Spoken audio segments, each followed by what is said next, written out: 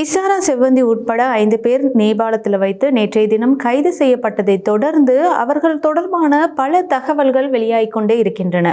இந்த அடிப்படையில் இசாரா செவ்வந்தி இலங்கையில் இருந்து தப்பித்து செல்வதற்கு முன்னர் நீர்கொழும்பு பகுதியில் இருக்கக்கூடிய ஒரு போலீஸ் அதிகாரியை தொலைபேசியில் தொடர்பு கொண்டு பேசிய விடயம் இப்ப தெரிய வந்திருக்கு. இதன் அடிப்படையில் தப்பித்து செல்வதற்கு முன்னர் இசாரா செவ்வந்தி நீர்கொழும்புல இருக்கக்கூடிய ஒரு போலீஸ் அதிகாரிக்கு தொடர்பை மேற்கொண்டு இதுதான் என்னுடைய கடைசி தொலைபேசி அழைப்பா இருக்கும், இதுக்கு பிறகு என்னால் தொலைபேசி அழைப்புகளை மேற்கொள்ள முடியாது என்று அவரிடம் கூறியதாக விசாரணைகள்ல தெரிய வந்திருக்கு. அது மட்டும் இல்லாம இசாரா செவ்வந்தி இந்த தொலைபேசி அழைப்பை ஏற்படுத்திய பிறகு அந்த சிம் அட்டையை துண்டித்ததாகவும் தெரிய வந்திருக்கு. இந்த நிலையில அந்த சிம் அட்டை தொடர்பாக போலீசார் விசாரணை நடத்திய போது ஒரு விடயம் தெரிய வந்திருக்கு. அது என்ன அப்படின்னா, அந்த சிம் அட்டை இசாரா செவ்வந்தியுடையதே இல்லை அப்படின்றது தெரிய வந்திருக்கு.